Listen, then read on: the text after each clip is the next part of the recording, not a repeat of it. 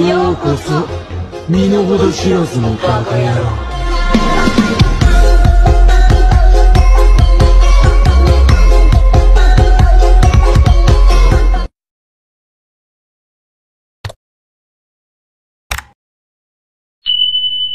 Seperti biasa cuy, di sini Mimin bakal ngebahas alur cerita anime terbaik requestan kalian semua. Makanya kalau kalian punya rekomendasi film yang layak buat kita bahas, silahkan tulis aja di kolom komentar. Kagak usah sungkan-sungkan cuy.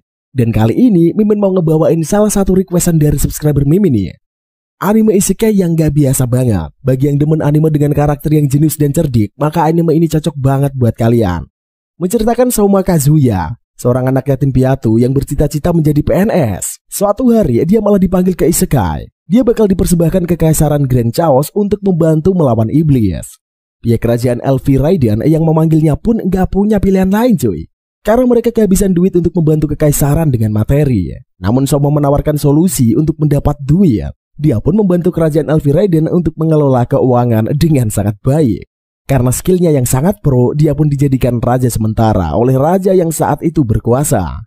Nah, dari premisnya aja udah kece banget cuy. Langsung sajalah, kita gak usah bertele-tele lagi di openingnya. Langsung kita sikat menuju alur ceritanya. Eits, seperti biasa sebelum kita mulai, pasang dulu lah headset kalian. Lupakan drama-drama kehidupan. Atur posisi rebahan ter-PW kalian. Selamat menonton sambil gelesotan. Cekip bro.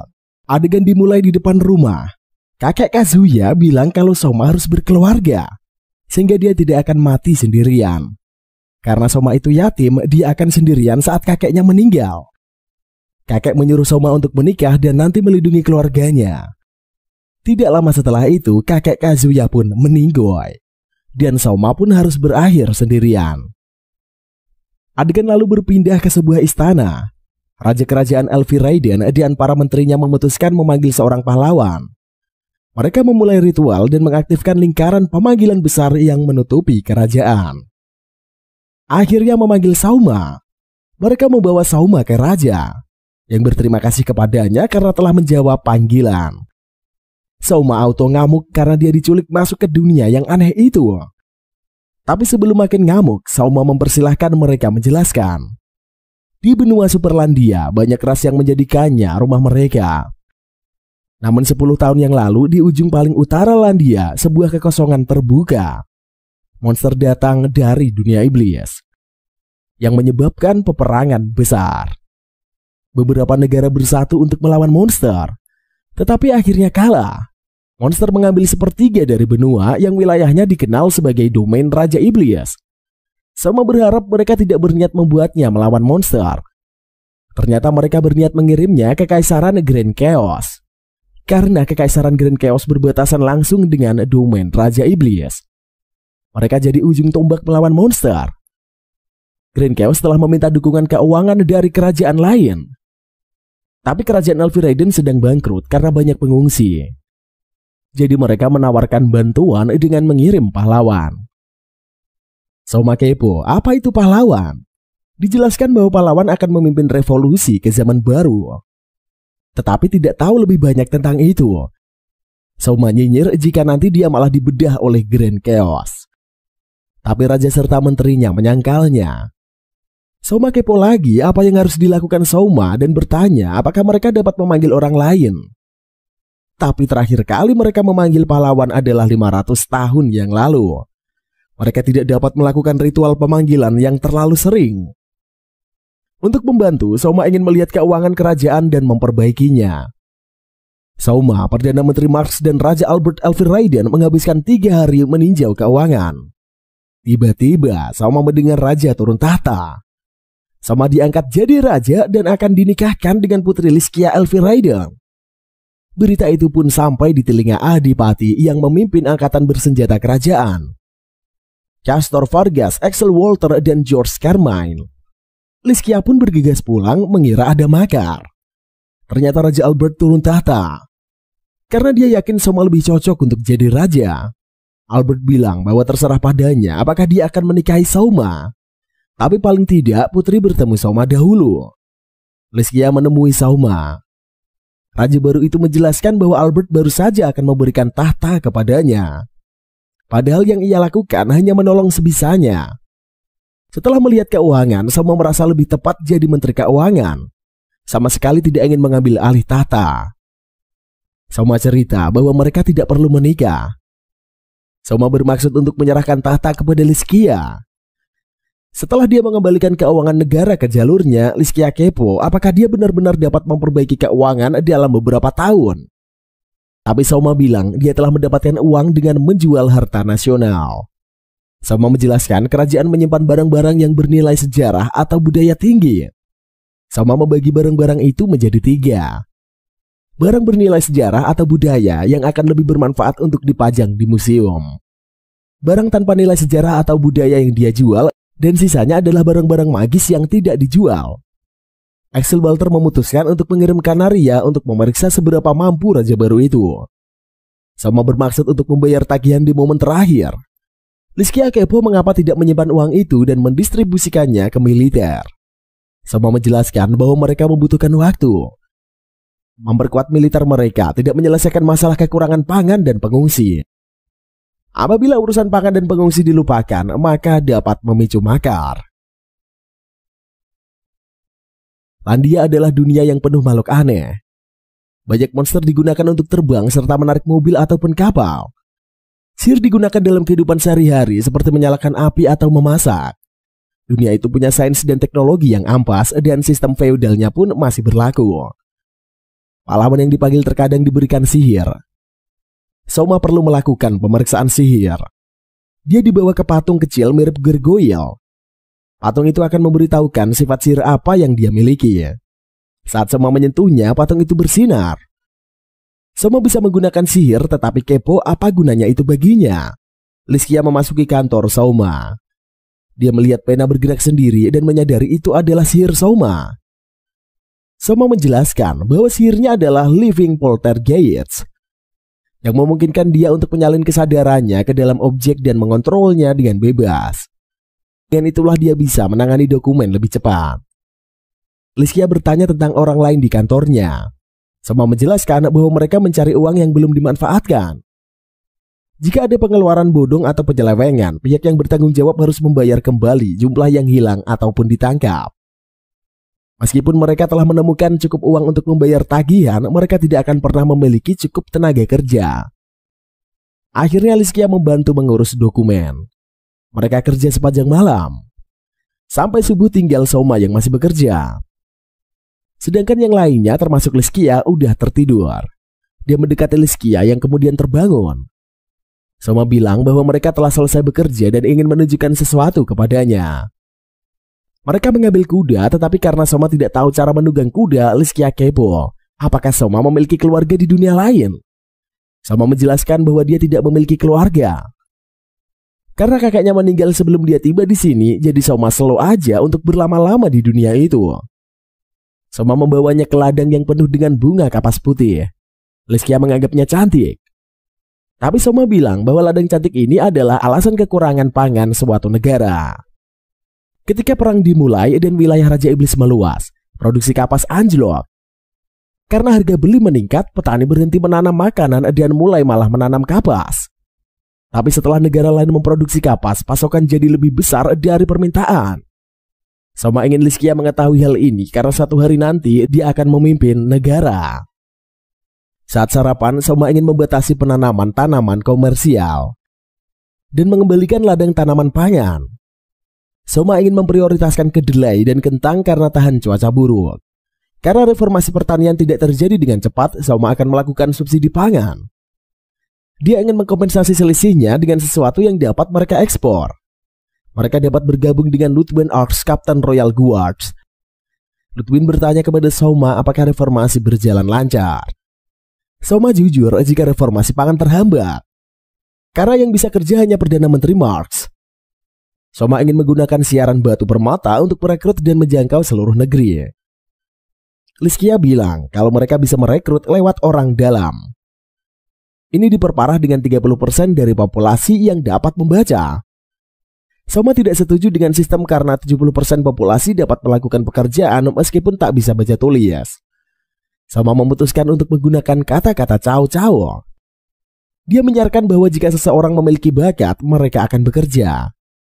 Saat Soma berpidato, dia bilang bahwa mantan raja adalah penguasa yang hebat untuk masa damai. Tapi dalam situasi saat ini, mereka butuh sosok ulet sepertinya. Soma bilang kerajaan butuh pekerja yang handal. Tidak peduli apa status sosial, usaha, etnis, pendidikan, ataupun tempat asal mereka. Soma bilang bahwa jika mereka dapat menunjukkan bakat yang hebat, dia akan mengeluarkan Certificate of Parliness dan memberi mereka hadiah uang. Orang juga diperbolehkan untuk merekomendasikan orang lain dan akan mendapat 30% dari hadiah uang mereka. Saat dia mengakhiri siaran, orang-orang bersorak kegirangan. Orang-orang dari berbagai tempat di kerajaan pun mulai mengemasi tas mereka dan pergi menuju ibu kota. Karena kekuatan aneh pahlawan, Soma mampu berbicara dan memahami bahasa dunia ini. Bahkan memungkinkan dia untuk menulis dan membaca di dalamnya. Liskia mengingat omongan Soma saat Soma bilang bahwa dia tidak memiliki keluarga. Liskia kepo apakah dia tetap berada di dunia ini jika Soma mau menikah. Pembantunya Serena masuk dan merasa Liskia agak memerah. Liskia berusaha menyangkalnya. Serena bilang bahwa akan ada upacara rekrutan baru dan Liskia harus hadir. Di luar, Ponco merasa gugup. Meskipun bakatnya diakui, dia gugup akan pamer bakat pada raja. Bertemu dengan raja, Aisa Utgard menolak untuk tunduk. Dia bilang, sebagai seorang pejuang, sukunya hanya harus tunduk pada kepala suku. Soma santai saja karena dialah yang memanggil mereka. Aisa keluar lebih dulu. Soma menggunakan Living Proltegis untuk membaca tentang Dark Elf. Dia kepo lebih banyak tentang mereka. Max cerita bahwa Aisa memiliki bakat luar biasa dalam seni bela diri. Aisa bilang bahwa mereka akan menerima hadiah karena diakui sebagai terbaik di kerajaan. Tapi Aisa bilang dia tidak menginginkan hadiah itu. Dia memiliki permintaan pada kerajaan. Aisa bercerita bahwa di hutan lindung dewa mereka khawatir pohon menjadi kurus dan tidak ada pohon muda yang tumbuh. Dia berharap Soma meminjamkan kebijaksanaannya kepada mereka. Soma tidak yakin harus berkata apa. Tapi bertanya apakah mereka menebang hutan dengan benar. Soma menjelaskan bahwa ketika mereka meninggalkan pohon besar, daunannya menghalangi sinar matahari. Jadi mencegah pohon yang lebih muda untuk tumbuh. Dan ketika pohon telah menjadi lebat, mereka mengganggu pertumbuhan satu sama lain. Hutan kemudian menjadi rentan terhadap salju dan angin. Tanah kehilangan kapasitas penahan airnya. Jadi rawan bencana sedimen seperti tanah longsor. Aisa kagum dengan Soma dan memutuskan untuk berjanji setia seumur hidup kepadanya. Aisa janji akan berperang dan mati atas perintahnya. Aisa ingin Soma datang ke hutan dan mengajari mereka tentang cara merawat yang benar. Berikutnya adalah Juna Doma. Max menjelaskan bahwa dia memiliki kecantikan yang luar biasa dan suara nyanyian yang tak ada tandingannya. Nenek moyang keluarga Doma adalah Lorelais. Dan bakatnya mungkin ada di dalam darahnya. Soma bertanya padanya apakah dia bisa menyanyikan lagu yang akan memberikan energi pada bangsa. Jana menjelaskan bahwa lagu yang dia tahu sebagian besar bersifat melankolis. Tapi jika Soma mau memberi contoh, dia bisa menyanyikannya. Soma kemudian mengeluarkan ponselnya dan memberinya handphone pada Juna. Raja baru itu memainkan lagu dari dunianya. Setelah mendengarnya, Juna bisa bilang dia bisa menyanyikannya. Meski dia tidak mengerti bahasanya. Setelah menyanyikannya, dia menerima tepuk tangan dari semua orang. Juna bilang dia ingin mempelajari lebih banyak lagu dari dunia Soma. Max memperkenalkan orang berikutnya, Ponco Panacota. Max menjelaskan bahwa bakat Ponco adalah makan dan sementara banyak yang datang mengklaim bakat yang sama. Tidak ada yang mampu mengalahkannya. Nafsu makannya telah membawanya ke setiap penjuru dunia. Soma kemudian berdiri dan bilang dia sedang menunggu seseorang seperti dia dan sangat senang melihatnya. Ponco emosi karena mereka memanggilnya gendut yang menghabiskan uangnya hanya untuk makan. Tapi Soma meyakinkannya bahwa bakatnya akan menyelamatkan negara. Mengetahui tradisi negara, Soma memutuskan untuk memberinya nama Isuzuka. Nama seorang influencer kuliner dari dunianya. Saat warga lain melihat Soma menerima Ponco, mereka mulai berpikir mereka dapat mencoba juga dan berkumpul di Elfie Raiden. Max menjelaskan bahwa 3 orang sebelumnya mencalonkan diri, tetapi orang berikutnya dicalonkan oleh orang lain. Max memanggil Hakuya Kwonmin untuk maju. Max bilang bahwa Hakuya telah menunjukkan bakat kecerdasan, dan diyakini bahwa pengetahuan dan ingatannya tak tertandingi di kerajaan. Soma bertanya siapa yang merekomendasikannya. Hakuya menjelaskan paman yang tinggal bersamanya bilang dia sudah cukup umur untuk berhenti membaca buku. Dan Hakuya harus pergi dan melayani negara. Soma ingat masa lalunya dan bertanya pada Hakuya genre buku apa yang dia baca. Hakuya bercerita bahwa dia membaca segala sesuatu tentang sastra, sejarah, hukum, dan taktik militer. Hakuya bilang kalau belajar pengetahuan baru adalah alasannya hidup. Soma menawarkannya untuk menjadi pustakawan di perpustakaan istana. Sehingga Hakuya punya akses ke buku yang langka dan limited edition. Hakuya bilang dia akan menerimanya beberapa saat yang lalu tetapi telah berubah pikiran. Hakuya ingin menggunakan ilmunya untuk menopang hegemoni Soma. Soma bertanya mengapa dia berubah pikiran. Hakuya bilang dia mengukur dan menilai apakah dia adalah penguasa yang layak dilayani. Hakuya menggunakan ponco untuk mengetes Soma.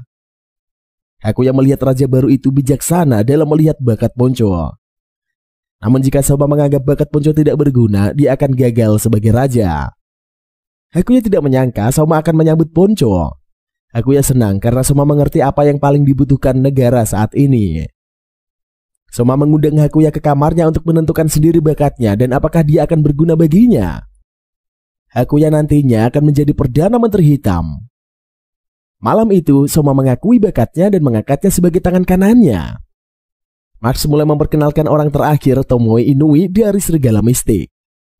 Dia memiliki bakat yang tidak biasa yang memungkinkan dia untuk berkomunikasi dengan burung dan binatang. Dia dibawa ke kandang. Tomoe dimintai mewawancarai kuda di sana. Dan harus menceritakan segalanya tentang kesehatan dan sejarah para kuda. Soma menduga dia mungkin seorang pengungsi. Karena serigala mistis tidak berasal dari wilayah kerajaan. Soma kemudian kepo bagaimana menggunakan bakatnya. Namun Tomoe ingin bilang sesuatu. Tetapi karena dia gugup dan tidak dapat mendengarnya, Soma memutuskan untuk menemuinya. Tomoe kemudian membisikkan sesuatu di telinganya. Yang mengejutkan Soma. Soma menjelaskan bahwa dari dunianya, monster bukanlah manusia ataupun hewan. Mereka adalah jenis makhluk yang terpisah. Tetapi di dunia ini, makhluk-makhluk itu termasuk dalam kategori manusia dan hewan. Manusia, elf, beastman, dan dragon newt termasuk dalam kategori manusia. Kadal raksasa, semut raksasa, rencana makan manusia masih dianggap sebagai hewan. Naga pun diperlakukan berbeda sebagai god beast. Alasan makhluk-makhluk itu dianggap binatang adalah karena mereka tergabung dalam ekosistem. Monster dianggap makhluk yang terlihat berbeda namun menyatu menjadi satu. Di antara mereka ada beberapa orang yang bentuknya mirip manusia, tetapi kecerdasan mereka tidak berbeda dengan binatang biasa. Tomoe membisikkan sesuatu ke telinga Soma yang bikin kaget. Tomoe memastikan tidak ada orang lain selain ibunya yang tahu. Akhirnya Soma mencoba bersikap normal. Soma kembali ke singgasananya. Bilang bahwa dia mendengar permintaannya dan akan mempertimbangkan untuk memenuhinya. Dia memberitahu Marx bahwa bakat Tomoe langka dan dia ingin berdiskusi nantinya dengan tentang bagaimana kerajaan bisa melakukannya. Bagaimana kerajaan bisa menggunakannya. Soma kemudian berterima kasih kepada anggota baru dan berharap mereka meminjamkan bantuan mereka untuk memakmurkan kembali kerajaan. Soma kemudian mengumpulkan Tomoe, Liskia, Marx, dan Ludwig. Dia kepo apakah ada orang lain yang mendengar apa yang dikatakan Tomoe kepadanya. Tapi mereka yakin bahwa tak dapat mendengarnya. Soma merasa sedikit santai karena omongan Tomoe tidak disiarkan ke semua orang di negara ini. Liskia kepo apa yang dia katakan padanya seserius itu. Soma menjelaskan bahwa Tomoe bilang bahwa dia bisa berbicara dengan setan. Diyakini bahwa monster memiliki kecerdasan binatang. Namun di antara para monster, Dumen Raja Iblis ada beberapa yang istimewa. Mereka bisa menggunakan senjata dan sihir dan berperilaku hampir sama seperti manusia. Manusia mulai menyebut monster unik ini adalah setan. Namun ada perbedaan antara mereka dan ras-ras lain yang dianggap manusia. Setan berbicara dengan bahasa yang tidak dapat dimengerti. Marx dan lainnya tidak percaya Tomoe berbicara dengan setan, karena tidak ada yang bisa memahaminya. Tomoe cerita dia bicara dengan setan pendek dengan wajah anjing. Dia bertemu dengannya di gunung sambil mengumpulkan sayuran dan langsung berteriak meminta tolong. Setan itu kemudian terkejut saat Tomoe memahaminya. Tomoe mengira dia adalah seorang pengintai. Tomoe bilang bahwa dia tidak bisa melihat monster dengan aroma yang sama sepertinya terbunuh. Semua menebak hanya segelintir setan yang akan membiarkan serigala mistik melarikan diri. Tapi jika mereka dapat berbicara dengan mereka, itu akan dapat mengubah situasi sekarang. Liskia kepo, apakah dia berencana bernegosiasi dengan mereka untuk mendapatkan kembali tanah mereka? Soma bilang bahwa umat manusia saat ini bersatu melawan iblis. Tapi jika orang mengetahui bahwa mereka dapat berkomunikasi dengan iblis, akan ada beberapa yang akan mencoba menjalin aliansi untuk merebut komunikasi itu. Soma menebak bahwa ada beberapa konflik antara kerajaan. Lutwin menegaskan bahwa Amidonia dan Elfi Raiden pernah berkonflik sebelumnya. Soma dan yang lainnya setuju bahwa mereka harus merahasiakan ini. Soma ingin melindungi Tomoe karena dia lebih penting dari Soma. Karena bakat Tomoe dapat mengubah gelombang hubungan antara manusia dan iblis. Marx kepo, apakah itu tidak akan membawa lebih banyak perhatian pada Tomoe? Karena dia adalah seorang petani dan tiba-tiba jadi penting. Dia kemudian menyarankan agar mereka menyambutnya sebagai bangsawan dan Soma dapat mengadopsinya. Tapi karena dia belum menikah, itu tidak mungkin. Marx kemudian mengusulkan Soma untuk menjadikan Tomoe sebagai permaisuri kedua. Tapi karena dia terlalu muda, Soma ragu-ragu. Soma menyarankan agar raja sebelumnya mengadopsi Tomoe. Marx serta Liskia pun menyambut baik gagasan itu. Tomoe bilang bahwa dia sudah memiliki keluarga dan ibu serta adik laki-lakinya sedang menunggunya di kamp pengungsian. Soma meyakinkan bahwa jika dia diadopsi, keluarganya akan menjadi keluarganya. Dan mereka semua juga akan dapat tinggal di kastil. Thomas setuju dan Soma memberitahu Marx untuk menunggu sebentar dalam mengumumkannya, karena bisa menimbulkan kecurigaan. Sampai saat ini Soma kepo posisi apa yang mereka berikan pada Tomoe untuk menahannya di kastil. Marx kemudian menyarankan agar dia bertanggung jawab atas kuda yang menarik kereta Soma. Raja baru itu pun setuju. Ingin sedikit bersantai, Soma pergi ke kamar Liskia. Dia kepo bagaimana keadaan Tomoe. Liskia bilang bahwa ibunya menyukai Tomoe. Ibu Liskia malah menghabiskan banyak waktu dengan Tomoe. Soma menerima kabar tentang kembalinya Punco dan mengajak Liskia menemuinya. Punco bilang bahwa dia berhasil mendapatkan semua makanan yang ia cari. Liskia mengenali karungnya sebagai karung sihir. Karung itu dapat menampung lebih banyak barang-barang di dalamnya dan tidak mudah rusak. Jadi sangat cocok untuk mengumpulkan makanan. Menggunakan sistem siaran, Juna dan Punco mengumumkan makan siang cemerlang raja. Soma kemudian muncul dan pertama-tama meminta maaf atas kekurangan pangan negara. Tapi memberitahu warga bahwa mereka sedang membuat rencana untuk meningkatkan produksi pangan. Soma menjelaskan bahwa siaran tersebut dirancang untuk membuat hingga kekurangan pangan teratasi. Dengan memperkenalkan makanan yang tidak biasa dan metode cara menyiapkannya. Untuk mendemonstrasikan makanan bisa dimakan, dia menyuruh Liskia, Aisyah dan Tomoe mencicipinya. Punco menunjukkan hidangan pertama, gurita, yang menurut Liskia dan lainnya menjijikan untuk dimakan. Soma kemudian menyiapkan dan memasak gurita. Saat Liskia dan lainnya mencicipinya, mereka merasa enak dan tak bisa berhenti memakannya. Punco menunjukkan hidangan berikutnya adalah akar burdok. Tomoe kepo, apakah mereka bisa memakannya? Tapi Aisyah bilang saat dia tinggal di hutan, dia pernah memakan akar itu. Soma kemudian menyiapkan versi asin dan manis yang akhirnya dinikmati oleh grup.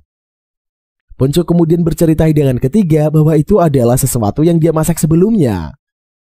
Liskia dan Aisyah terkejut melihat belalang. Tetapi Tomoe dengan cepat memakannya. Tomoe bilang bahwa belalang rebus mengingatkannya pada rumahnya. Punco menjelaskan proses bagaimana dia membumbui belalang dan kacang itu. Soma menyadari bahwa produk kacang yang difermentasi adalah miso dan air tumbuknya adalah kecap. Soma kemudian menggigit dan menangis kegirangan karena mengingatkannya pada tanah airnya dan bahwa dunia itu masih memiliki rasa yang ia sukai. Mereka melanjutkan dengan hidangan berikutnya dan saat melihatnya semua orang auto terkejut. Di dunia itu ada makhluk semacam slime bernama Galleon. Makhluk itu sangat kenyal dan memiliki inti di dalamnya. Jika dibelah pakai senjata tajam, makhluk itu akan menggedekan diri. Jika inti di dalamnya hancur, maka lapisan luarnya bakal mencair dan lenyap. Galleon itulah yang akan menjadi bahan terakhir dari Punco. Anehnya, Galleon itu sudah tidak memiliki inti. Tetapi lapisan luarnya masih kenyal dan berbentuk bagus. Punco menjelaskan bahwa itu adalah tempat tinggalnya. Dan teknik membunuh Galen tanpa membuat tubuhnya mencair, caranya adalah menggetok Galen dengan benda tumpul. Sehingga inti Galen akan lenyap tanpa merusak lapisan luarnya. Tubuh kenyal Galen itu bisa diolah menjadi masakan enak. Ponco pun praktek masak. Dia mulai mengolah Galen menjadi seperti mie yang sangat kenyal. Dia menambahkan kaldu dan yang lainnya. Akhirnya sajian seperti mie udon pun sudah siap. Soma mencicipinya dan langsung bilang kalau rasanya maknyus. Rekan-rekannya pun saling mencicipi dan semuanya sepakat kalau rasanya emang super makjos. Nah, acara praktik brunch raja pun kelar. Seminggu kemudian para warga menjadi sangat happy karena semua masakan brunch raja sangat membantu mereka yang kekurangan pangan. Pas Soma lagi kerja di ruangannya, mendadak Perdana Menteri Marx ingin ketemu di ruangan Sigasana. Soma pun menemuinya. Waktu itu Marx berkata bahwa dia sudah melihat potensi Soma. Karenanya dia ingin mengikuti apa yang sudah dia lakukan Raja Albert, yaitu mengundurkan diri. Marx merasa sudah terlalu tua untuk membantu Soma. Karena itulah dia sudah menyiapkan Perdana Menteri pengganti.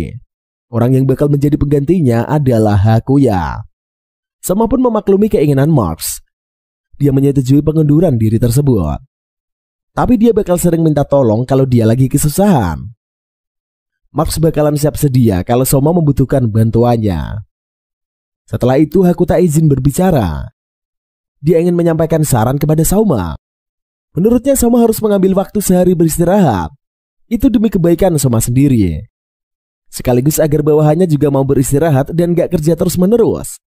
Soma pun menyetujuinya. Kalau bisa dia ingin rebahan terus sepanjang hari. Tapi Hakuya menyarankan hal lain. Dia ingin Soma ngedate sama Liskia ke kota. Biar mereka aman, maka Aisyah bisa diminta untuk mengawal mereka. Setelah itu Soma pergi menemui Liskia.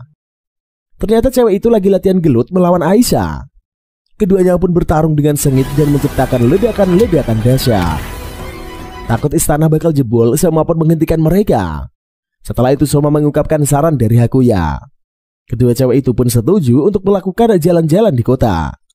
Tapi mereka harus melakukan penyamaran biar nggak mencolok. Akhirnya mereka menggunakan pakaian seragam sekolah militer. Mereka bertiga pun berangkat ke kota. Pas sudah nyampe di sana, mereka keluyuran di sana sini sambil menikmati waktu. Pas udah siang, perut Aisyah keroncongan. Karenanya mereka akan pergi ke kedai milik Juna Duma. Di sana mereka dikasih sajian Miguelin yang sangat makjos. Karena super lapar, Aisyah pun makan banyak banget sampai kayak kesurupan. Setelah itu mereka malah membahas bahwa Soma bisa punya istri yang lebih dari satu. Soma malah salting dan bilang dia cuma pengen punya istri satu. Tapi menurut para cewek, demi menjaga garis keluarga, seorang cowok boleh menikah dengan banyak cewek. Soma pun ngeles dan bilang kalau Raja Albert cuma punya satu istri. Akhirnya dikasih tahu kalau Raja Albert sebelumnya adalah rakyat jelata.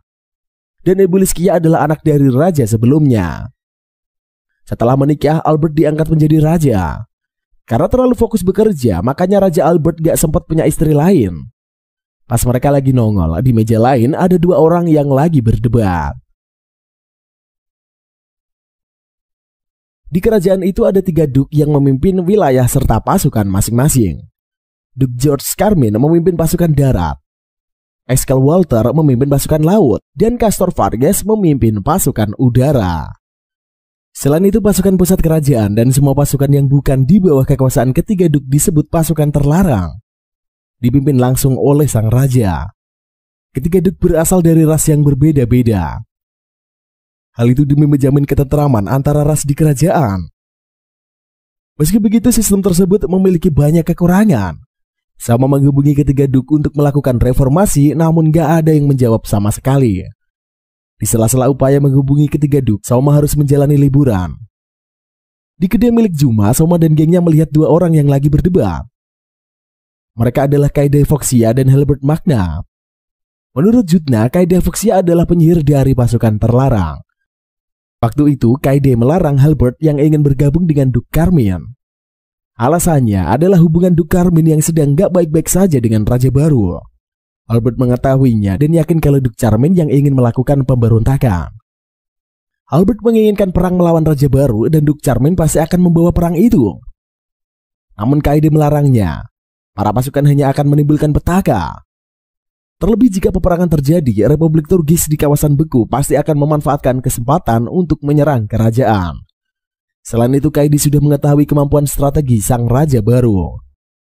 Mengurus peperangan sama seperti mengurus kerajaan. Logistik dan makanan sangatlah penting. Jika dia tidak dikedepankan, baik peperangan maupun negara akan hancur.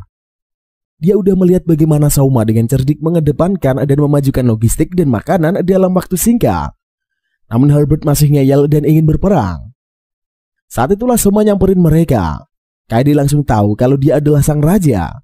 Tapi Halberd masih belum ngeh karena penyamaran Sauma. Akhirnya mereka duduk semeja bareng. Kaidi meminta maaf atas apa yang diucapkan Halberd tadi. Sementara itu Halberd masih bersikap kasar dan enggak sopan. Sampai akhirnya dia ngeh kalau Sauma adalah sang raja. Dia langsung bersujud dan meminta ampun. Sauma masih santai aja cuy. Dia juga membebaskan Halberd untuk memilih pemimpinnya. Dia juga akan bergabung dengan Tiga Duk dan menentangnya juga nggak salah paham. Namun setelah tahu bahwa Halberd dan Kaidi adalah teman sejak kecil, Sauma mengingatkan satu hal. Kaidi adalah pasukan terlarang. Artinya jika perang terjadi, Halberd akan melawan sahabat kecilnya itu. Jika Halberd mampu berhadapan atau bahkan membunuh Kaidi, maka silahkan saja Halberd menjadi lawannya. Meski dia nggak berhadapan langsung dengan Kaidi, pasti orang-orang dari kubu Halberd akan menyerang Kaidi dan Halberd gak bakalan bisa melindunginya karena mereka adalah musuh. Mengetahui fakta tersebut, Halberd langsung sadar. Dia pun tidak jadi bergabung dengan Duk Charmian. Besoknya Serena sang pelayan memberitahu bahwa Glavi Magna, ayah dari Halberd, datang ingin menghadap. Sauma pun menemui rombongan yang terdiri atas Gaif, Halberd, dan Kaidi itu. Sauma melihat wajah Halberd yang babak belur sehabis dibantai bapaknya. Glaive pun meminta maaf atas kelakuan putranya yang ingin memberontak. Namun Sauma sudah santuy aja sama peristiwa kemarin dan meminta Glaive untuk gak menghukum putranya lagi. Habis itu Sauma mengangkat Kaidi menjadi perwira kerajaan. Sementara Halberd dipindahkan ke pasukan terlarang dan bakal bertarung bersama Kaidi untuk selamanya. Kemudian Glaive ingin mengatakan sesuatu tapi hanya boleh dibicarakan berdua saja dengan Sauma. Akhirnya Sauma pun meminta orang-orang lain buat pergi lebih dulu.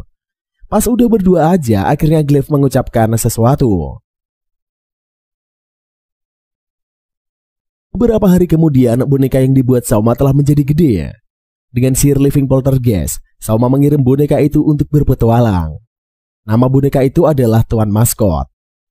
Dia mulai terkenal sebagai petualang baru yang super jago. Suatu ketika Tuan Maskot bergabung dengan regu petualang dan menjelajahi labirin di bawah kota. Di sana Tuan Maskot beraksi dan melawan banyak monster. Namun saat ada salamander raksasa, para petualang langsung minggat karena nggak punya potensi menang. Sementara itu di istana, semua mendiskusikan mengenai proyek Vanity Nova. Itu adalah sebuah proyek pembangunan kota di pelabuhan. Dengan kota itu mereka bisa memiliki jalur distribusi melalui darat dan laut. Artinya gak akan ada lagi kelangkaan komoditas di daerah pelosok. Jika gak ada kelangkaan, maka harga barang-barang juga bakal turun dan menjadi stabil. Kelak kota Veneto Nova akan menjadi pusat dari kerajaan tersebut. Beberapa hari berlalu, Sauma, Leskia, dan Aisyah pergi ke kawasan yang digunakan untuk membangun Veneto Nova. Di sana mereka ketemu sama Ludwin yang mengatasi pembangunan. Mereka semua pergi ke dalam tenda.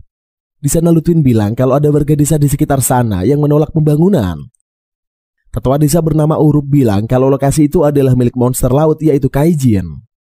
Jika dibangun gedung-gedung di sana, Kaijin akan ngamuk dan menghancurkan lokasi sekitar. Setelah itu Sauma pergi menemui Urup. Dia pun bertanya mengenai Kaijin. Setelahnya Sauma bertanya seberapa luas wilayah dari Kaijin tersebut. Urup mengarsir wilayah kekuasaan Kaijin di peta milik Sauma. Kemudian Sauma balik dan ngumpul bersama gengnya. Sauma sudah menyelidiki para warga. Akhirnya dia tahu kalau Kaijin adalah legenda turun-menurun dari para warga. Sosok yang disebut monster itu diduga Sauma adalah fenomena tsunami di masa lalu. Wilayah yang disebut kekuasaan Kaijin menurut Sauma adalah jangkauan dari terjangan tsunami. Karena tak mau Veneto Nova menjadi kota yang rawan bahaya, Sauma pun memutuskan untuk memindahkan proyek Vanity Nova sedikit lebih jauh dari jangkauan tsunami. Menyadari bahwa tsunami ada, mereka harus merancang jalur melarikan diri ke wilayah yang tinggi. Mereka juga harus memperingatkan warga bahwa jika terjadi gempa dari laut, maka potensi tsunami bakal ada dan mereka harus segera mengungsi. Kemudian, Soma tidak memikirkan proses pemindahan proyek Veneti Nova yang sudah mulai berjalan itu. Dia kepikiran untuk menggunakan para penyihir tanah untuk membantu pemindahan. Meski begitu, artinya para penyihir tanah harus dipindahkan dari tugas membangun konstruksi di kota. Beberapa waktu kemudian, Soma mendatangi para pasukan terlarang yang sedang membangun jalan. Mereka sudah bekerja keras dan menghasilkan jalan yang sangat bagus, lengkap dengan penerangan untuk malam hari dan pohon pelindung yang energinya bisa menghalau binatang buas. Mendadak seekor burung membawa pesan datang. Burung itu mendekati Aisyah dan memberikan pesan. Ternyata itu berasal dari ayahnya yang tinggal di hutan. Sudah terjadi tanah longsor dan menimbulkan banyak korban. Beberapa orang pun masih belum ditemukan. Soma langsung mengerahkan regu penyelamatan. Dia, Aisyah dan beberapa pasukan terlarang bergegas berangkat menggunakan karavan. Sementara itu Liskia akan mempersiapkan pasukan makanan dan obat-obatan dan berangkat belakangan. Hari sudah malam saat Soma dan rombongan sampai di desa Dark Elf. Mereka bertemu Wodan Utgard, yaitu bapaknya Aisyah. Dia pun menjelaskan kejadiannya. Setelah itu Soma segera mengerahkan pasukan untuk mencari para korban yang belum ditemukan. Dia juga meminta Aisyah mengawasi gunung dan melaporkan jika ada tanda-tanda longsor. Proses pencarian korban pun dilakukan.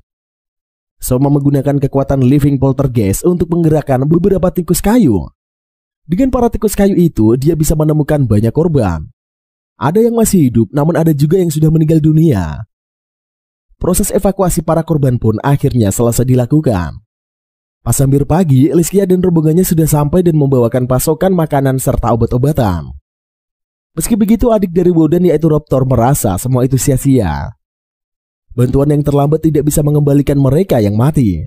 Ternyata dia kehilangan anak dan istrinya dalam bencana tersebut. Soma mencoba menenangkan paman Aisyah itu.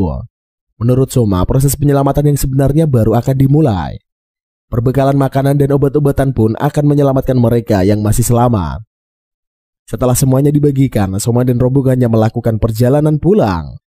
Sepanjang perjalanan, Soma menyalahkan dirinya. Dia memang sempat melakukan evakuasi, namun tidak memikirkan tentang pencegahan. Harusnya dia lebih memikirkan ketersediaan medis dan akses yang bisa dilalui dengan cepat menuju daerah-daerah seperti itu. Dia selama ini malah terlalu fokus memikirkan logistik pangan dan ancaman dari 3 Duk. Soma menghabiskan waktu berhari-hari untuk bekerja keras tanpa istirahat. Suatu malam, Junadoma izin masuk ke kamar Soma. Di kamarnya, Soma lagi mempelajari berbagai catatan. Juna pun duduk di kasur sebelah Soma. Dia meminta Soma berbaring. Juna berkata kalau Soma boleh menunjukkan kelemahannya. Juna mengelus-elus kepala Soma dan langsung cowok itu tertidur. Setelahnya Juna pun menyanyikan lagu merdu agar Soma semakin lelap tertidur. Sementara itu, 3 Duk sedang berkumpul. Axel Walter tak habis pikir karena Castor masih menginginkan pemberontakan terhadap raja baru. Axel sendiri tak mau menimbulkan keributan karena ingin menjaga Lagoon City yang dia kuasai. Kalau konflik internal terjadi, maka akan ada peluang dari kerajaan Amidonia akan menyerang. Castor berkata bahwa kerajaan Amidonia sudah mengirimkan surat kepadanya dan bersedia mengirim bantuan untuk menggulingkan raja. Namun Axel berkata bahwa Amidonia juga pasti sudah mengirimkan surat serupa untuk kerajaan. Pihak Amidonia hanya akan memanfaatkan situasi konflik dan perlahan-lahan merebut kekuasaan. Sementara itu Charmin juga ingin bertarung. Selama ini dia memang selalu loyal terhadap kerajaan. Namun dia merasa Soma tak layak memerintah. Axel membantahnya. Selama kepemimpinan Soma, dia sudah menciptakan kestabilan yang luar biasa di seluruh kerajaan. Charmin mengakuinya, tapi Soma membuang terlalu banyak apa saja yang tidak efisien. Dia merasa bisa saja budaya mereka juga akan dibuang suatu saat nanti. Karenanya dia ingin menyingkirkan Soma, kemudian meminta Albert kembali naik tahta. Carla, cucu dari Castor, muncul di sana. Dia juga menginginkan pertarungan. Axel memperingatkannya untuk tidak asal bicara. Namun Carla tidak peduli karena dia merasa Soma sudah merebut Iliscaria dari kubu mereka. Sementara itu Divan, yaitu ibu kota kerajaan Amidonia, raja mereka yaitu Ganius baru saja mendapatkan surat dari Carmine. Ternyata Carmine sudah menerima bantuan dari pasukan Amidonia. Gaius pun tersenyum puas. Jika Carmine masih muda, sudah pasti bakalan ditolak penawaran itu. Putra dari Gaius yaitu Julius bertanya mereka harus memihak siapa. Gaius berkata bahwa mereka juga akan mengirim pasukan untuk membantu kerajaan. Artinya tak ada siapapun yang akan mereka pihak. Mereka akan melihat kerajaan itu hancur karena perang saudara.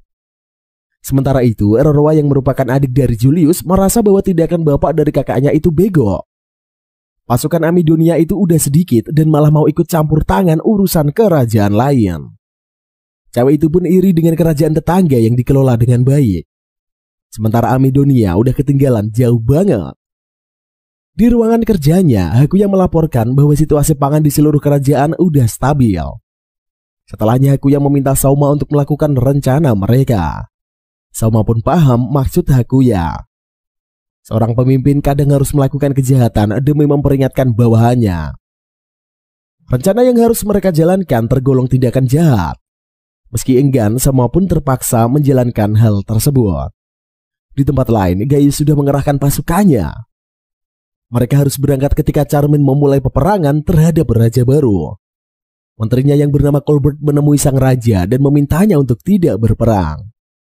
Menurutnya, kondisi ekonomi kerajaan sedang sangat genting dan rakyat akan menderita. Gaius marah dan memukuli Colbert. Dia nggak mau kerajaan Elfilraiden makin jaya sejak raja baru berkuasa. Dia ingin agar kerajaan itu segera remuk. Colbert kemudian mengingatkan deklarasi umat manusia yang dipelopori oleh Grand Chaos. Jika ada konflik antar umat manusia meliputi perebutan wilayah, pihak kekaisaran akan menjatuhkan sanksi keras. Namun Gaius berkata bahwa Elfilraiden belum mendatangani deklarasi itu. Colbert menjelaskan meski belum ditandatangani, tetapi kekaisaran pasti akan menindak tegas setiap konflik antar kerajaan. Gaius marah dan mengusir Colbert. Dia pun mencopot jabatan menteri miliknya. Sambil pergi keluar, Colbert bertemu dengan Roroa. Melihat keadaan Colbert, Roroa tahu kalau ayahnya nggak bisa dikasih tahu. Karenanya Roroa mengajak Colbert untuk sementara minggat dari ibu kota. Sebastian udah menyiapkan keberangkatan mereka. Sementara itu Soma segera melakukan rencana jahatnya. Dia melakukan video call dengan ketiga Duke. Gak pakai lama, Soma mengultimatum para Duke sebagai pengkhianat kalau nggak mau menurutinya. Eskel Walter pun ingin bertanya lebih dulu. Dia ingin tahu apa yang bakal terjadi dengan ketiga wilayah kekuasaan milik para Duke. Semua berjanji gak akan menyentuh wilayah tersebut selama para Duke patuh. Terus soal pasukan para Duke, Soma berniat untuk mengambil mereka semua. Soma ingin menggabungkan semua pasukan Duke dengan pasukan terlarang. Castor menentangnya, karena pasukan ketiga Duke itu ditunjukkan untuk mengantisipasi Raja Tirani. Soma memahaminya, tapi hal itu hanya akan berlangsung di masa damai. Saat ini kerajaan iblis sudah semakin luas. Dia merasa butuh pasukan terpusat yang tidak banyak memiliki rantai komando. Soma rela dipenggal kepalanya jika dia sampai melakukan hal buruk. Eskel kembali bertanya mengenai kota pelabuhan yang sedang dibangun Soma. Soalnya Lagoon City juga merupakan kota pelabuhan. Soma menjelaskan kota baru itu akan menjadi tempat rekreasi dan jantung dari bisnis. Kota Lagoon City akan berlangsung seperti biasanya dengan pasukan angkatan laut yang berada di sana. Axel merasa lega kemudian menyatakan bahwa dirinya siap mendukung Soma. Setelah itu giliran Castor yang terang-terangan Castor menolak tawaran Soma. Dia akan bergabung dengan Carmine dan melawan Soma. Meski begitu, yang akan memberontak hanya dia dan 100 kesatria kota Naga Merah. Pasukan udara yang tersisa pun akan bersikap netral. Hakuya kaget saat mengetahui bahwa Kartos sudah mengantisipasi kekalahannya. Selanjutnya giliran Charmin, dia jelas-jelas menolak tawaran Soma dan ingin berperang. Alasannya simpel, karena dia pengen bertarung. Soma bilang itu adalah alasan yang bego. Tapi Carmine kagak peduli. Setelah itu Soma pun memberi penawaran sebelum mereka berperang. Dia gak mau ada banyak korban selama perperangan. Karena itulah, jika para pemimpin terbunuh, maka pasukannya harus langsung mundur. Charmin dan Kratos pun menyetujuinya. Sebelum video call berakhir, Eliskia maju dan berbicara pada Carmine. Dia memotong pendek rambutnya dan menunjukkan kesetiaannya pada Soma. Carmine memahaminya, kemudian memutuskan sambungan telepon. Setelah itu Soma meminta Juna Doma muncul dari tempat Eskel Walter.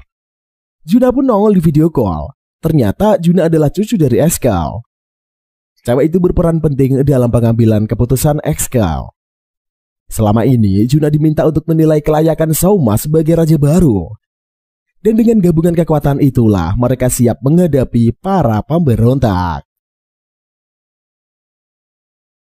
Hakuya melaporkan bahwa 30.000 prajurit yang dipimpin Gaius sudah bergerak ke kawasan Gunung Ursula. Mereka pasti akan mengincar kota barat daya yaitu Altomura. Sementara itu Gaius sudah sampai di kawasan Altomura. Dia memuji hasil gandum yang ada di sana. Mereka bertemu dengan Wes Gerau, seorang petinggi di kota. Wes bersujud dan meminta Gaius mengampuni mereka. Gaius mau saja mengampuni asalkan gerbang kota segera dibuka. Sayangnya Wes tak bisa melakukannya. Alasannya adalah karena warga kota terbagi menjadi dua kubu. Ada yang ingin menyerah dan ada juga yang ingin bertarung. Jika gerbang dibuka, maka bakal ada korban berjatuhan dari kedua belah pihak. Gaius pasti bisa memenangkan pertarungan. Tapi menurut Wes sia-sia saja kalau membuat pasukannya berkurang demi menghabisi para warga kota. Karenanya Wes berjanji bakal meyakinkan semua orang di kota. Saat sore tiba, Wes akan membuka gerbang. Gaius pun setuju untuk memberi Wes waktu meyakinkan para warga. Sementara itu 10.000 pasukan terlarang sudah ada di benteng terluar di dekat kawasan Karmin. Pasukan Karmin yang berjumlah 40.000 pun siap menjebol benteng. Tapi benteng yang baru dibangun itu sangatlah kuat. Pasukan musuh nggak bisa menjebol benteng. Namun pasukan musuh mengerahkan beberapa meriam. Tembakan-tembakan pun dilancarkan. Serangan itu berhasil membuat dinding benteng mulai retak. Tak lama kemudian, seorang Dark Elf dari hutan perlindung datang. Dia menggunakan panahnya untuk mengatasi tembakan-tembakan meriam dari pasukan Karmin. Setelahnya Ludwin memimpin pasukan untuk menyerbu musuh. Sekali libas, mereka berhasil menghancurkan seluruh meriam sekaligus memukul mundur musuh. Di sisi lain, Gaius sudah gak sabar lagi pengen menyerang. Hari udah mulai sore tapi gerbang belum juga dibuka. Malahan terdengar suara kemarahan dari arah kota. Wes muncul dan bersujud meminta ampun. Sudah ada dua kubu berani mati yang siap melawan pasukan Gaius. Kalau pertarungan terjadi, pasukan Gaius pasti akan banyak yang gugur. Karenanya Wes memberikan sekantung penuh berisi emas. Itu adalah jaminan agar Gaius gak menyerang dulu. Dia bakal berusaha menenangkan para warga. Kalau sampai siang belum juga ada hasil, Gaius baru boleh menyerang. Karena dapat emas banyak gratis, Gaius pun menerima tawaran itu. Ternyata di kota Almotura udah ada Axel Walter. Dia sudah sampai di sana beberapa hari lalu karena diminta Souma. Bahkan Wes juga merupakan bawahan Axel. Emas tadi dikerahkan atas rencana Souma. Besok siang Souma pasti bakal beraksi untuk mengatasi masalah. Hari pun berganti. Karena udah siang dan gerbang belum dibuka, Gaius pun sudah siap untuk menyerang. Sementara itu pasukan Charmin masih menggempur benteng. Saat itulah angkatan udara penunggang naga bermunculan dari langit. Pasukan terlarang pun mulai ketar-ketir dibuatnya. Adegan berpindah ke tadi malam. Castor sudah mengungsikan seluruh warga. Hanya ada 100 prajurit yang siap beraksi. Dia mendengar kabar bahwa 10.000 pasukan terlarang sudah bergerak ke kawasan Charmin. Dia heran kenapa Souma enggan menyerangnya dulu agar bisa merebut pasukan udara. Saat itulah Souma melakukan video call. Ternyata dia sudah membawa kapal perang raksasa yang dikasih roda untuk menggempur kastil Castor. Dia pun memperingatkan Castor untuk bersiap-siap menyerah. Video call berakhir. Castor meminta Carla dan pasukannya untuk terbang menggempur kapal raksasa itu. Carla dan 100 penunggang naga pun beraksi. Mereka kesulitan mendekat karena kapal tempur melancarkan tembakan beruntun yang mematikan. Sampai akhirnya Castor dan regunya berhasil mendekati kapal. Celakanya tidak ada Souma di sana. Bahkan para prajurit di atas kapal juga hanyalah boneka yang dikendalikan dengan living poltergeist. Carla panik karena tahu bahwa Souma kemungkinan sudah ada di kastil. Di kastil kombinasi serangan Aisyah dan Lyskia sukses mengalahkan Castor. Setelah itu Castor diberi kalung budak yang tidak bisa melawan Souma. Carla muncul di sana tapi tak bisa apa-apa karena udah kalah. Setelahnya dia juga diberi kalung budak. Kemudian mereka melakukan perjalanan udara menuju lokasi pasukan terlarang. Semua prajurit angkatan udara pun bergerak. Siang hari mereka udah sampai. Setelah itu mereka semua mengepung dan menghancurkan pangkalan pasukan Karmin. Para bangsawan korup yang membela Karmin pun meminta agar para warga dijadikan tameng untuk melawan. Namun Karmin malah membenci niat tersebut. Setelahnya, Karmin pun mengibarkan bendera putih. Setelah menaklukkan kedua duk, Soma memimpin pasukan untuk bergerak. Dia sudah memiliki seluruh pasukan dari kedua duk. Di perjalanan, Soma menjelaskan semuanya. Ternyata semua konflik itu memang disengaja oleh Karmin. Tujuannya adalah untuk membasmi para bangsawan korup. Beberapa waktu lalu, Gleif mengungkapkan fakta mengejutkan. Dia memberitahu bahwa Karmin ingin melakukan pertaruhan nyawa. Dia akan pura-pura memberontak agar para bangsawan korup yang membenci Soma berkumpul di kubunya. Setelah itu Karmin menyerah. Seluruh bangsawan korup itu pun akan dieksekusi. Soma bertanya kenapa Karmin mau bertaruh kepadanya. Gleif pun tak memahaminya dan meminta Soma bertanya langsung kepada Karmin jika bertemu nanti. Carla bertanya apakah Castor mengetahuinya. Ternyata Castor tak mau sama sekali. Demi menjaga kerahasiaan dan keberhasilan rencana, hanya sedikit orang yang mengetahuinya. Dan saat ini pasukan yang dipimpin oleh Soma sedang bergerak menuju target yang lebih besar. Di Alto Moura, Gaius sudah gak sabar mau menyerang. Saat itulah dia melihat Exkel di atas gerbang. Gaius kaget kok bisa ada di sana. Julius tahu bahwa mereka sudah terjebak. Exkel menggunakan jurus air untuk menciptakan pantulan hologram. Sosok Soma pun muncul. Dia memberi pengumuman ke seluruh kerajaan bahwa perang saudara sudah berakhir. Kini mereka harus melawan kerajaan Amidonia yang ingin menyerang. Tujuan Soma dan pasukannya adalah ibu kota Amidonia, yaitu Van. Mereka akan menggempur dan menguasai kota tersebut. Gaius panik dan langsung memerintahkan pasukannya untuk kembali. Namun saat mereka mencapai lembah, mereka dibantai pasukan Soma yang sudah bersembunyi. Pasukan Gaius pun tersisa 15.000. Dia berhasil memaksa beberapa prajurit yang terluka untuk terus berjuang. 25.000 prajurit pun masih tersisa setelahnya. Mereka segera kembali ke Van. Namun ternyata kota itu sudah dikuasai oleh Soma dan bendera kerajaan Elfir Raiden berkibar di mana-mana. Gaius terkejut melihat penaklukan itu. Meski demikian, dia tetap memerintah pasukannya untuk maju melakukan penyerangan. Di kawasan Van, Soma mendapatkan kabar bahwa Gaius sudah memerintahkan pasukan untuk menyerang. Karena itulah, Soma langsung mengerahkan pasukannya untuk bertarung. Tak lama kemudian kedua pasukan pun saling berhadapan. Saat kedua kubu saling menumpahkan darah, Soma hanya tertegun di mejanya dan menganalisis situasi. Carla mendatanginya dan bertanya kenapa dia sangat khawatir. Saat itulah Soma merasa dirinya hanyalah bagian dari sistem kerajaan. Dia mengatur strategi sedemikian rupa dan membiarkan orang-orang untuk bertarung. Sementara dirinya hanya duduk diam dan bersembunyi. Dia pun memutuskan untuk bertarung. Dia akan memindahkan tuan dari kalung budak di leher Carla ke Liskia. Namun Carla menahannya. Kalau Soma celaka, Liskia pasti akan sangat galau. Sementara itu Gaius mengetahui bahwa pasukannya akan kalah. Dia pun meminta Julius untuk pergi dari sana dan melarikan diri. Awalnya Julius menolak karena ingin bertarung. Karena Gaius memaksanya, tak punya pilihan lain, Julius pun segera pergi meninggalkan lokasi pertarungan. Sementara itu Gaius turun langsung ke peperangan.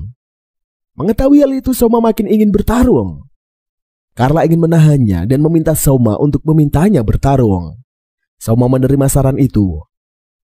Dalam sekejap, Carla segera melesat pergi meninggalkan Soma. Dia melewati pertarungan demi pertarungan dan akhirnya berhadapan dengan Gaius. Keduanya bertarung dengan begitu sengit selama beberapa saat. Tak lama kemudian, Soma nekat muncul ke sana. Carla protes kenapa Soma datang ke sana. Namun sudah terlambat karena Soma sudah ada di medan tempur. Hanya menunggu waktu sampai akhirnya Gaius pun tumbang. Peperangan tersebut pun dimenangkan oleh kubu kerajaan Elfir Raiden. Setelah itu, Soma segera mengumpulkan pasukannya untuk mengamankan kota. Dia pergi ke istana dan duduk di singgasana. Dia berkata bahwa kerajaan Adomonia menghabiskan anggaran untuk menghias istana. Padahal bisa dilakukan untuk hal lain. Kemudian Ponco datang memberikan laporan. Kota itu sudah kehabisan bahan makanan seperti dugaan mereka. Meski demikian ada banyak senjata yang ditemukan. Souma pun meminta senjata-senjata itu dijual agar bisa mendapatkan uang untuk beli persediaan makanan. Setelahnya Souma berkata bahwa mereka tidak akan lanjut melakukan penaklukan ke seluruh Amidonia. Mereka hanya akan menduduki Van. Karena jika dia lanjut melakukan penaklukan, pihak kekaisaran akan merepotkan mereka. Deklarasi umat manusia akan memberikan sanksi kepada siapa saja yang akan melakukan agresi militer. Pihak Amidonia pasti menyalahkan Elfie Raiden yang belum menandatangani deklarasi itu. Saat ditanya kenapa Souma tidak menandatangani deklarasi, dia menjawab bahwa ada perangkap pada deklarasi tersebut. Jika semua kerajaan menandatanganinya, ada potensi bahwa kekaisaran justru akan runtuh. Setelahnya Souma memutuskan untuk memberi hiburan ke seluruh penduduk Van. Dia melakukan penyiaran melalui hologram. Souma dan Aisyah bertindak sebagai host. Mereka pun memanggil Juno dan memintanya bernyanyi. Juno mulai menyanyi dan memberikan hiburan ke seluruh warga. Setelah Juno, giliran Jenderal Amidonia yang tampil. Dia diminta menyanyi. Gak taunya yang dia nyanyikan adalah lagu patriotisme Amidonia yang ingin menaklukkan Elfie Raiden. Niatnya dia ingin membuat Souma kesal. Tapi Souma malah santai aja. Dia berkata bahwa di kerajaan menyanyikan lagu kerajaan lain tidaklah dilarang. Kekaisaran Grand Chaos adalah wilayah raksasa yang berhadapan langsung dengan kerajaan iblis.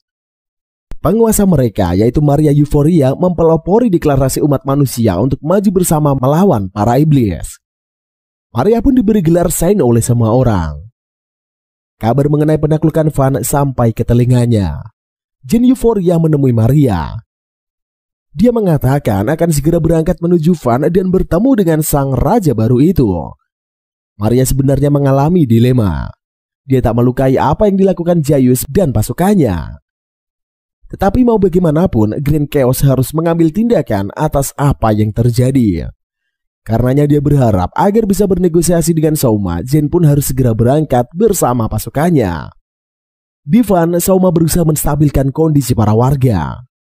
Ponco menemukan tanaman misterius yang memabukkan yang bisa dipanen dengan aman tanpa efek mabuk. Dengan tanaman itulah asupan karbohidrat bisa didapat. Program pemanenan itu pun segera dilaksanakan. Suatu siang Souma lagi jalan-jalan sama para cewek. Sampai akhirnya dia bertemu dengan Jen dari kekaisaran. Mereka pun melakukan obrolan. Jin kagum dengan semua pencapaian Souma. Dia tertarik dengan batu kristal yang digunakan untuk membuat siaran video dan meminta izin untuk menirunya di kekaisaran. Souma pun mengizinkannya. Setelah itu Jin tahu bahwa Souma adalah pahlawan yang dipanggil dari dunia lain. Dia pun segera memberi hormat kepada Souma. Saat itulah Souma sudah menyadari apa yang sebenarnya terjadi. Sejak awal kekaisaran memang tak berharap agar pemanggilan pahlawan berhasil. Itu hanyalah alat untuk menunjukkan agar semua kerajaan bergabung dengan deklarasi umat manusia. Dengan kerajaan Elfie Raiden yang mau memanggil pahlawan, maka kerajaan-kerajaan lain akan memberikan bantuan pada pasukan kekaisaran melawan iblis. Dengan cara itu pula, deklarasi umat manusia pun terjalin. Jin membenarkan dugaan Souma tersebut. Setelahnya dia berpamitan dan pergi serta meminta Souma untuk bersiap melakukan negosiasi. Souma pun merasa bahwa negosiasi dengan kekaisaran akan sangat susah. Dan film pun kelar sampai di sini cuy. Sedikit kita bahas ke bagian kesimpulannya yuk, biar tambah afdol. Gak disangka-sangka banget, anime bertema Isekai 1 ini beneran menampilkan cerita penuh strategi cerdik dibandingkan aksi gelut melawan iblis. Melihat aksi Souma yang super cerdik itu sangatlah menarik dan bikin Mimin gak bisa stop nonton dari awal sampai akhir. Meski begitu banyak misteri tentang kekaisaran Grand Chaos yang masih belum terungkap, apalagi konflik melawan kerajaan iblis juga belum ditampilkan secara detail. Bakalan makjus banget kalau Souma menggunakan kecerdikannya buat melawan para iblis yang mulai menguasai dunia cuy. Tapi bagaimana kalau menurut kalian? Silahkan komentar aja di bawah. By the way, terima kasih buat kalian semua yang telah stay menonton video ini dari awal sampai akhir. Tentunya jangan lupa untuk di like, comment, dan subscribe biar Mimin semakin semangat lagi untuk membuat alur cerita terbaik untuk kalian semua setiap harinya. Pokoknya tenang aja, Mimin bakal menghibur kalian dengan film berdurasi berjam-jam asalkan kalian selalu setia menantikan notifikasi terbaru dari ABB. Oke lah cuy, sampai segini aja video konten kali ini. Sampai ketemu di konten-konten selanjutnya ya. See you in the next video and bye-bye.